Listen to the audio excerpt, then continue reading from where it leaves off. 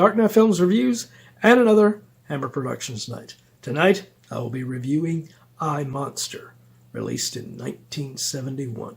Directed by Stephen Weeks, from a script by Milton Subotsky, based on the Robert Louis Stevenson 1886 novella, The Strange Case of Dr. Jekyll and Mr. Hyde, starring Christopher Lee, Peter Cushing, Mike Raven, Richard Hurndall, Susan Jameson, and Marjie Lawrence.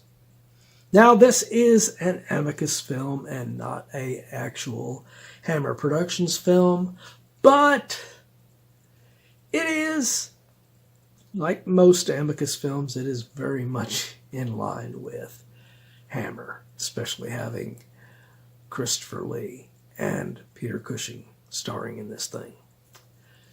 And unlike my last Amicus film that I reviewed on this channel, this one actually does use Christopher Lee and Peter Cushing very well. This is a Jekyll and Hyde film, but it's unique because it doesn't use the Jekyll and Hyde names.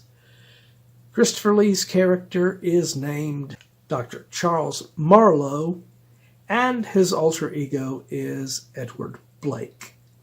So, no Jekyll and Hyde in this one.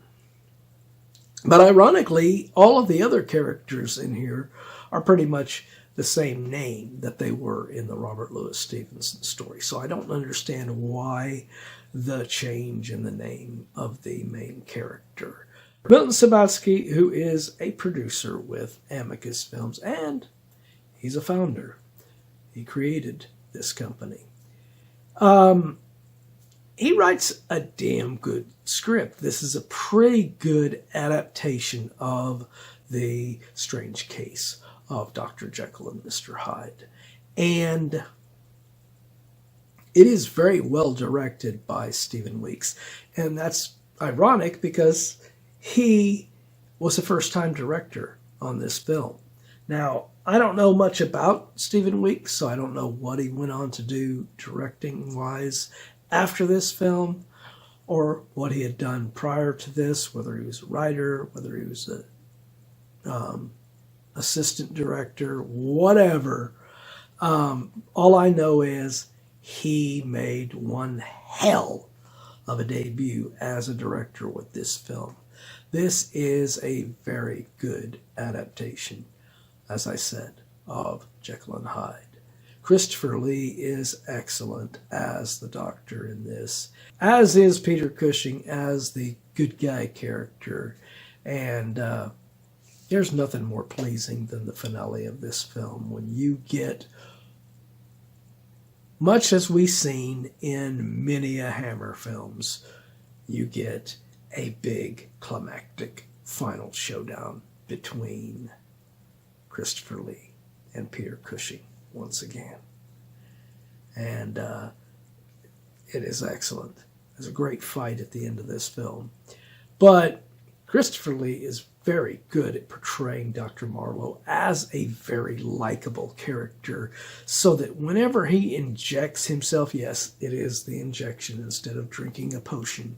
The only other film I've seen that has the injection as the way of turning him into the Hyde-like personality was Hammer's own The Two Faces of Dr. Jekyll.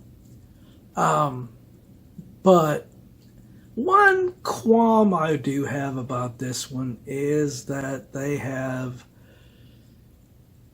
Christopher Lee's character inject his cat with this drug first. And then when the cat goes insane, he ends up having to kill it in a very brutal manner. And as many of you know, I'm a cat lover. I have quite a few cats in this household. So I did not like that. But other than that, the rest of this film is very, very well done. The only other qualm I have other than that is Mike Raven's performance in this is a little stilted in his dialogue. He really seems robotic in his dialogue, which is really weird because he played the lead vampire in one of the Karnstein vampire movies. Can't think of what it was off the top of my head right now. And he put a lot of emphasis and personality into that vampire character he was playing.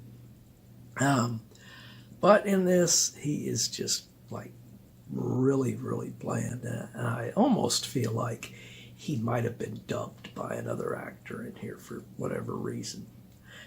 But that's just my assessment of his performance in this. It wasn't very impressive. It's one of the least remarkable performances in here. But Christopher Lee's great. Cushing is excellent. Richard Hurndall as the Langdon character is very good as well. He is the older professor kind of a character who Marlowe looks up to and everything. And he is very well played in this. And Marjie Lawrence as Annie is really good, and she gets this nice little chase sequence in there when she stupidly insults Blake by calling him ugly. What would I be doing with an ugly thing like you? So he waits until she's leaving her little bar that she works at, and he proceeds to chase her down and kill her. And that is what leads Cushing on the tail of finding out that Marlowe is Blake. It is a very, very good, like I said, it's a very good adaptation of Jekyll and Hyde. If you have not seen it, I suggest you seek it out.